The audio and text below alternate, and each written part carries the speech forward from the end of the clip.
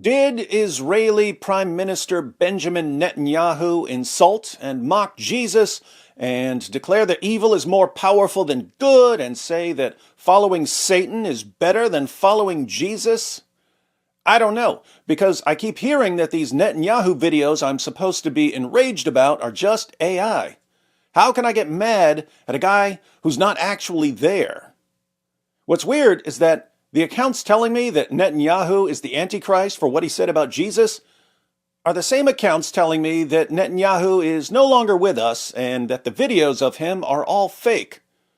Come on, Groypers, pick a struggle.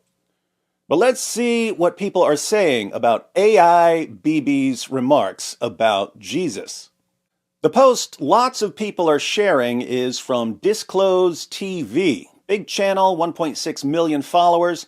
The clip they shared had 27.7 million views when I took the screenshot. It says, "Now, Netanyahu, Jesus Christ has no advantage over Genghis Khan, because if you're strong enough, ruthless enough, powerful enough, evil will overcome good."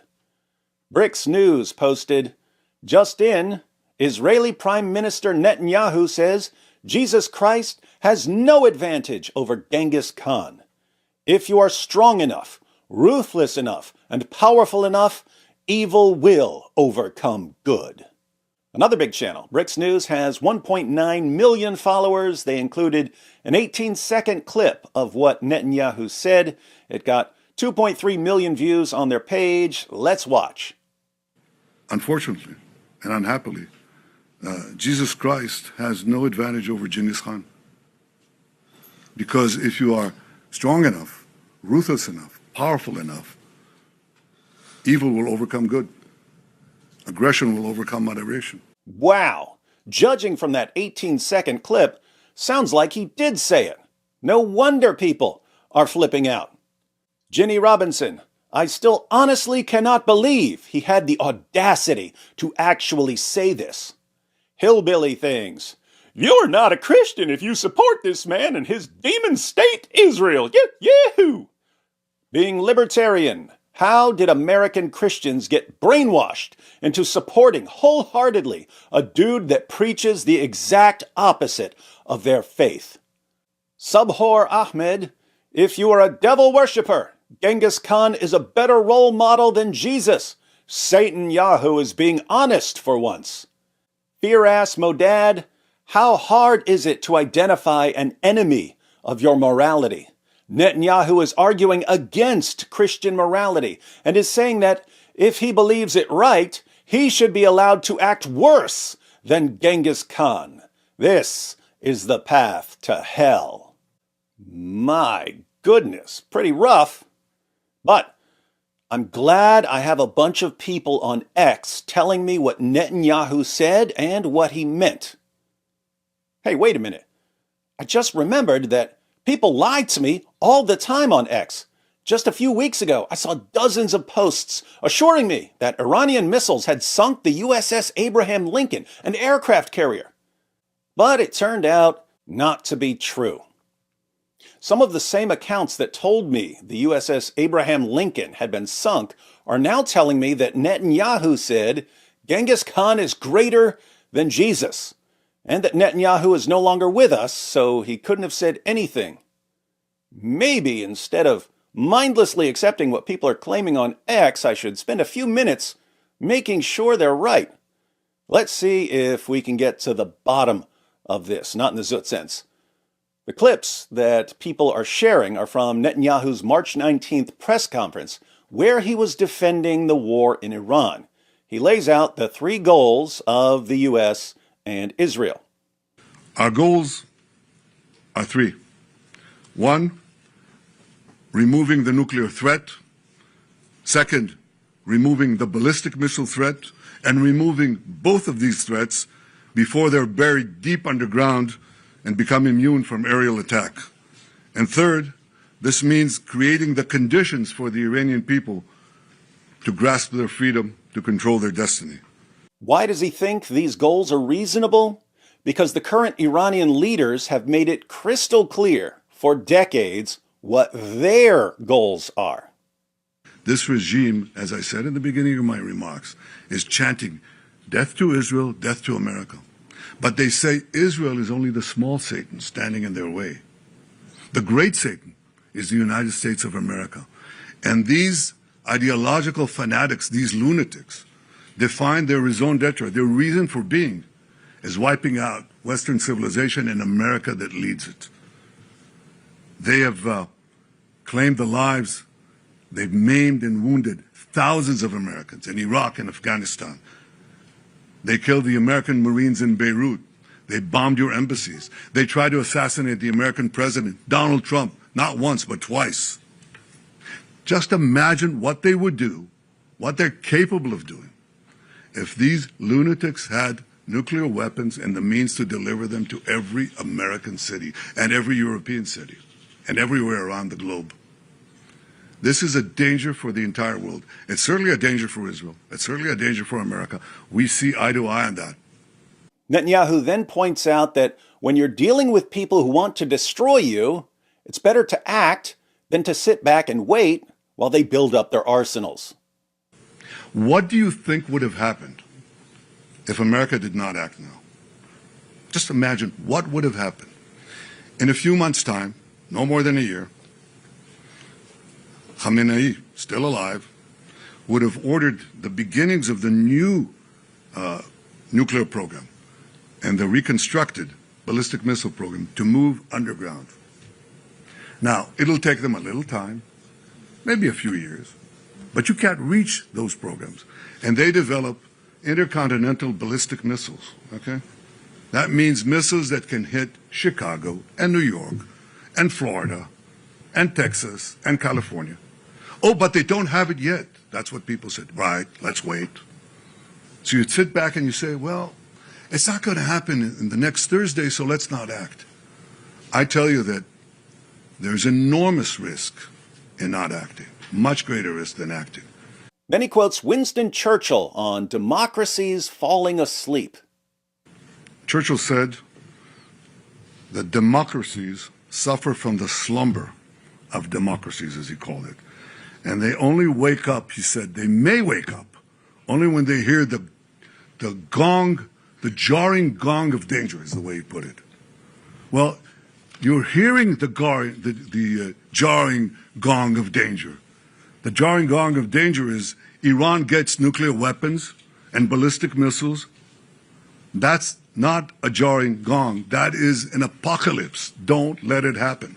And now we get to the part that was so incredibly upsetting to people who were really looking for something to get upset about.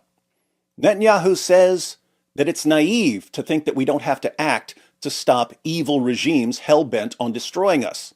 Some people apparently think that evil regimes will fail simply because they're evil. So good people just need to keep being good and things will work out, even if all the good people sit back and do nothing. You know, if people want to be naive, then they don't see the kind of world we're living in. In this world, it's not enough to be moral. It's not enough to be just. It's not enough to be right. To support his point, he cites the 20th century historian Will Durant. One of Durant's lessons of history was that evil regimes are stopped by force, not by their enemies being good or right. One of the greatest writers of the 20th century, someone that I admire a lot, was the historian Will Durant. Now, he wrote many volumes. I read most of them. He also wrote The Lessons of History, very brief, 100-page book, in which he said, well, history proves that, unfortunately and unhappily, Jesus Christ has no advantage over Genghis Khan. You see there? Bibi Netanyahu said that Jesus is no better than Genghis Khan. Yeah, I said Genghis, not Genghis. Why? Because I learned the correct pronunciation from the greatest history presentation of all time. Please welcome the very excellent barbarian, Mr. Genghis Khan! Will Durant was actually making a different point from the one Netanyahu was making. Durant was an atheist. He didn't believe in a personal God, but he considered himself a kind of Christian in that he believed in following the moral teachings of Jesus. He really liked Jesus, but he rejected the supernatural elements of the story. Durant thought that history doesn't support belief in God because battles are usually won by whichever side is more powerful, not by whichever side is more ethical or right. This is from Chapter 7, Religion and History. Does history support a belief in God? If by God we mean not the creative vitality of nature, but a supreme being, intelligent and benevolent, the answer must be a reluctant negative. Like other departments of biology, history remains at bottom, not in the Zoot sense, a natural selection of the fittest individuals and groups in a struggle wherein goodness receives no favors, misfortunes abound, and the final test is the ability to survive. Add to the crimes, wars, and cruelties of man the earthquakes, storms, tornadoes, pestilences, tidal waves, and other acts of God that periodically desolate human and animal life, and the total evidence suggests either a blind or an impartial fatality, with incidental and apparently haphazard scenes to which we subjectively ascribe order, splendor, beauty, or sublimity. If history supports any theology, this would be a dualism like the Zoroastrian or Manichaean, a good spirit and an evil spirit battling for control of the universe and men's souls. These faiths and Christianity, which is essentially Manichaean, assured their followers that the good spirit would win in the end. But of this consummation, history offers no guarantee.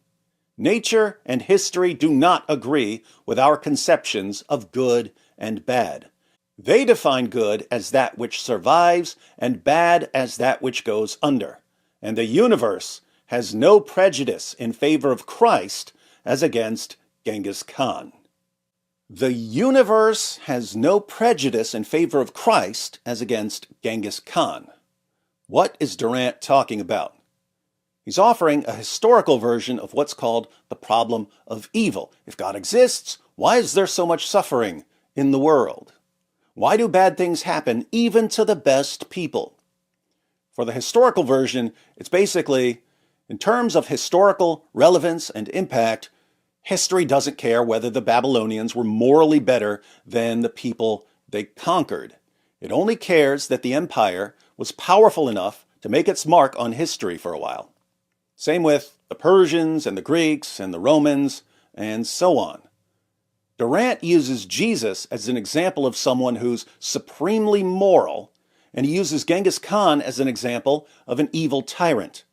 He notes that the universe doesn't somehow say, wow, Jesus is really good, so I'm going to make sure nothing bad happens to him. But Genghis Khan, what an evil scumbag. I'm going to stop him before he kills tons of people. The universe doesn't seem to care, according to Durant. In Chapter 11, History and War, Durant applies this to military history. He writes, in every century, the generals and the rulers, with rare exceptions like Ashoka and Augustus, have smiled at the philosopher's timid dislike of war. In the military interpretation of history, war is the final arbiter and is accepted as natural and necessary by all but cowards and simpletons. What but the victory of Charles Martel at Tours in 732 kept France and Spain from becoming Mohammedan? What would have happened to our classic heritage if it had not been protected by arms against Mongol and Tatar invasions? We laugh at generals who die in bed, forgetting that they are more valuable alive than dead, but we build statues to them when they turn back a Hitler or a Genghis Khan. It is pitiful, says the general, that so many young men die in battle. But more of them die in automobile accidents than in war, and many of them riot and rot for lack of discipline. They need an outlet for their combativeness, their adventurousness, their weariness with prosaic routine. If they must die sooner or later, why not let them die for their country in the anesthesia of battle and the aura of glory? Even a philosopher, if he knows history, will admit that a long peace may fatally weaken the martial muscles of a nation. In the present inadequacy of international law and sentiment, a nation must be ready at any moment to defend itself. And when its essential interests are involved, it must be allowed to use any means it considers necessary to its survival. The Ten Commandments must be silent when self-preservation is at stake. What's he saying? He's saying that the battle doesn't seem to be decided based on who's the most moral, the most loving, the kindest, the most generous, or the most religious. Battles are usually won by the side with the superior military, whether that military is run by a pious king or an evil dictator. That's Durant's point. Netanyahu goes in a different direction. He takes the lesson of history, namely, when it comes to battles, history doesn't care which side is morally better, it only cares which side wins, and he concludes that being good by itself isn't what stops an evil regime. In this world, it's not enough to be moral. It's not enough to be just. It's not enough to be right. Unfortunately and unhappily, Jesus Christ has no advantage over Genghis Khan. Because if you are strong enough, ruthless enough, powerful enough, evil will overcome good. Aggression will overcome moderation. Being good or right isn't enough. You have to act to stop an evil regime. So Netanyahu and Durant both use Jesus as an example of someone who is supremely moral and Genghis Khan as an example of an evil tyrant. Does being good stop the evil tyrant? No. You can dedicate your life to feeding the poor and healing the sick. That doesn't stop the evil regime. An invading army led by an evil tyrant won't be turned back by you going to church. That doesn't stop the invasion. So you have no choice. If you look at the world as it is today, you have to be blind not to see that the democracies led by the United States have to reassert their will to defend themselves and to oppose their enemies in time while there's still time, before the jarring gong of danger wakes them up and wakes them up too late. This is where we are now. From the perspective of history, what does stop an evil regime from destroying you? Being strong and acting. We have to be strong. We have to be armed. We have to be more powerful than the barbarians, or they will not be merely at the gate. They'll crash our gates and destroy our societies. So Netanyahu is making the exact same point as the quote that's mistakenly attributed to Edmund Burke. The only thing necessary for the triumph of evil is for good men to do nothing. When people post that quote on X, the only thing necessary for the triumph of evil is for good men to do nothing, I never see anyone objecting. Why? Because it's obvious. If a terrorist decides to blow up a bus and no one stops him, it doesn't matter if the people on the bus are the nicest people in the world. If no one stops the terrorist, bad things happen. What stopped the Muslim invasion of Europe? Armies. What stopped the Germans during World War II? Armies. Being right, being good, being just, none of it stops an evil regime without actually doing something. This shouldn't be controversial at all. So why has it suddenly become controversial to say that you have to stand up to bad people in order to keep them from doing bad things? Because Netanyahu said it. And anything he says must be wrong because a bunch of people don't like him. Netanyahu could say tomorrow that 2 + 2 = 4, and you would instantly get a war on mathematics from Groypers and Muslims and online orthobros and Candace Owens. Be honest. Whether you agree with Netanyahu or not, was he insulting Jesus? No, he was using Jesus as an example of a supremely moral person and pointing out that this supreme morality wouldn't stop an evil person unless it was combined with some sort of action. Was Netanyahu saying might makes right? No, he was saying that goodness needs to be combined with strength in order to stop an evil regime. Do you disagree? Do you believe that if an evil dictator is coming to destroy your civilization, you don't need to stop him as long as you're good? Let's read a few more reactions to the Netanyahu clip. He is flat out telling us to choose Satan over Jesus Christ. Is that what you heard? I never thought I'd live to hear the devil speaking on earth, but here's the proof. Notice to all Christian Zionists who validate this kind of argument, Netanyahu has just disdained Jesus Christ and justifies the brutality of Genghis Khan. Did you hear Netanyahu justify the brutality of Genghis Khan? Or did you hear him say that if you want to stop someone like Genghis Khan, you have to, stop him? Netanyahu went full edgelord. Jesus Christ has no advantage over Genghis Khan. Because if you are strong enough, ruthless enough, powerful enough, evil will overcome good. Bro, that's not a flex. That's a facepalm on steroids. Israel's already fighting the global optics war, and the PM decides to drop might makes right, Jesus who, in the middle of it? PR team must be screaming into pillows right now. He didn't say might makes right. He basically said right needs might so that it can protect itself when the wrong comes to destroy it. Denigrating the Christian God while relying on military support from a Christian country is crazy. Breaking video. Jesus Christ has no advantage over Genghis Khan. Netanyahu says Genghis Khan would defeat Jesus Christ because he's more powerful, so therefore the democracies led by the U.S. have no choice but to join their fight against Iran. Father Martin Navarro, a Catholic priest, Bibi justifies the Holocaust.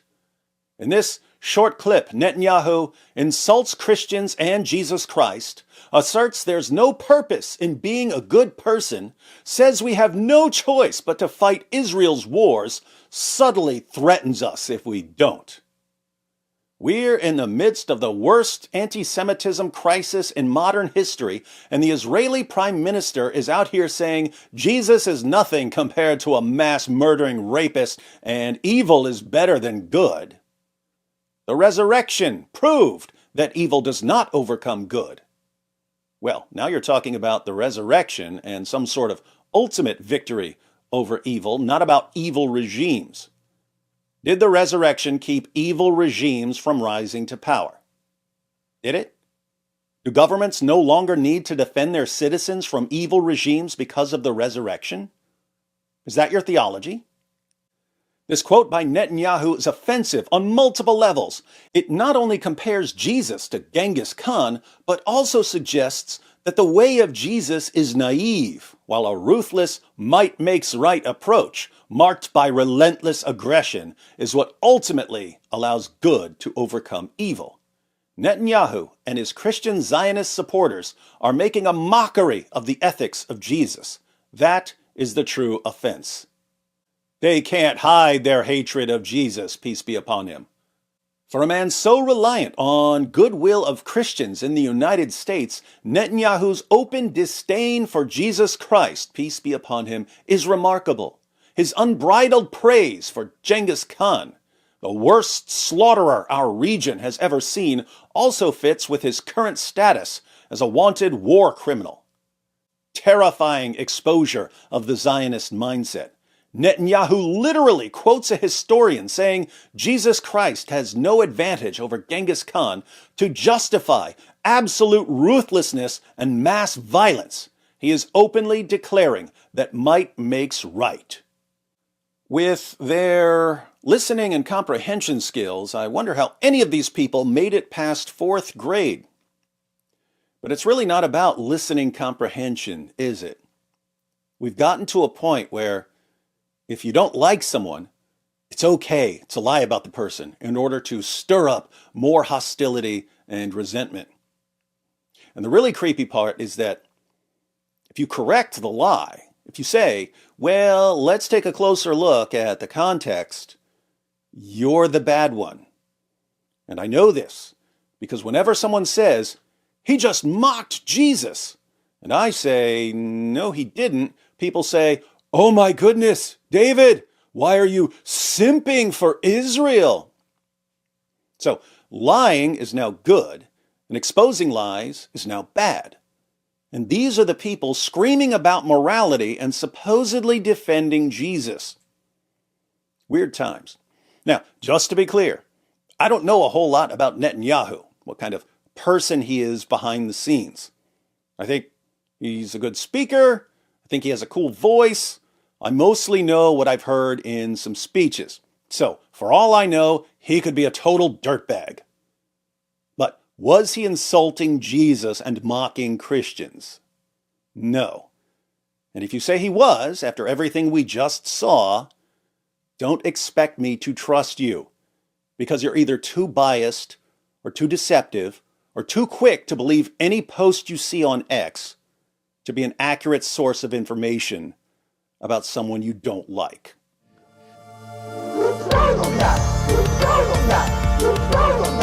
It just backfired on you.